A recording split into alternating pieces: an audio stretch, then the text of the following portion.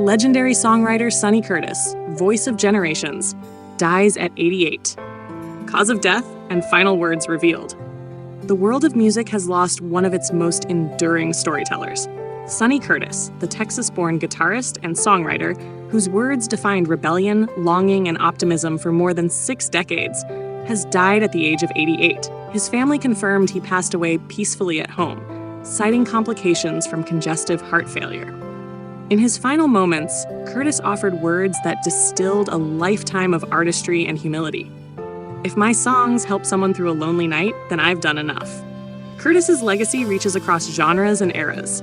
He gave rock and roll its defiant anthem, "I Fought the Law," its tender ballad, "Walk Right Back," and one of television's most cherished theme songs, "Love Is All Around," forever tied to Mary Tyler Moore tossing her hat in the Minneapolis sky.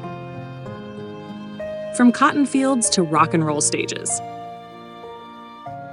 Born in Meadow, Texas, in 1937, Sonny Curtis grew up in a world of hard labor and hymnals. Music was not just entertainment, but survival, a way to carve beauty out of dust and toil.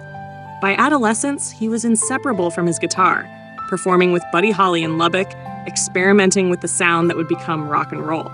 When Holly died in a 1959 plane crash, Curtis joined the Crickets, stepping into a void that demanded both courage and creativity. He never tried to imitate Holly. Instead, he wrote his own path, giving the group fresh energy and direction. His quiet strength helped the band endure, and his pen soon reshaped the American songbook. The making of timeless anthems. Curtis's songwriting defied easy categories. His 1960 track, "I Fought the Law," was both outlaw and lament, a song that refused to fade with time. The Bobby Fuller 4 turned it into a hit, and 2 decades later, The Clash reimagined it as a punk manifesto. Then came "Walk Right Back," recorded by the Everly Brothers in 1961, a melody of yearning that swept across the globe. It was simple yet unforgettable, Curtis's hallmark style.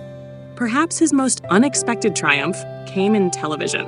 Tasked with creating a theme for the Mary Tyler Moore Show, he composed "Love Is All Around" in a matter of hours. Its opening question, "Who can turn the world on with her smile?" became an anthem of hope for a generation stepping into new freedoms.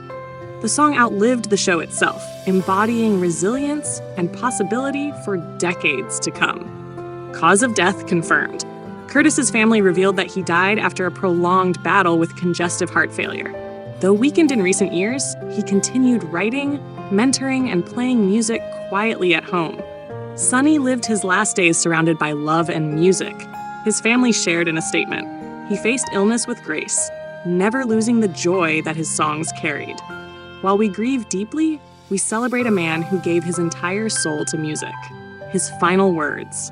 In the presence of his wife and children, Curtis left behind a reflection that now resonates as his farewell to the world.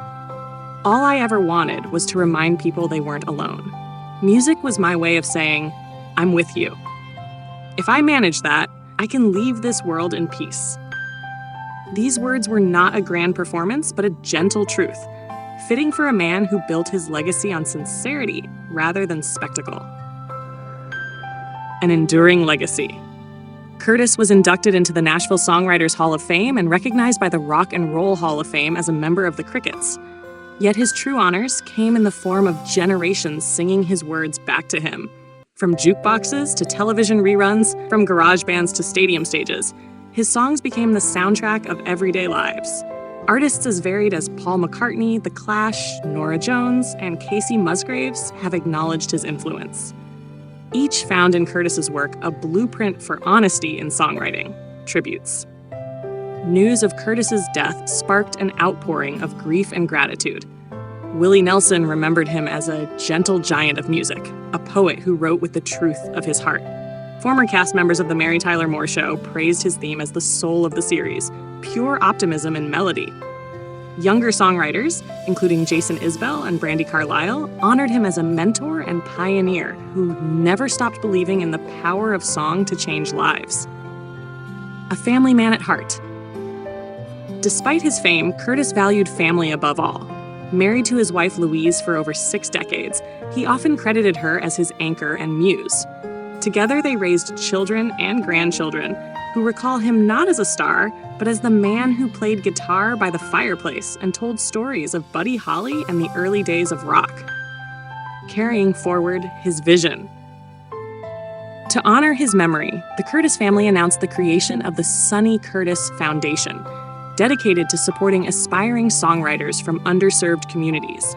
The foundation will provide scholarships, mentorship, and recording opportunities, continuing his belief that music should be a bridge, not a barrier. A farewell in song.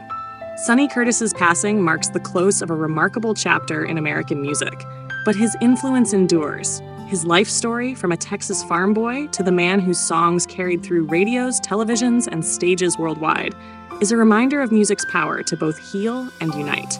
As his final words echo, his melodies assure us we are not alone. And like the line he gave Mary Tyler Moore, Curtis leaves us with a lasting promise.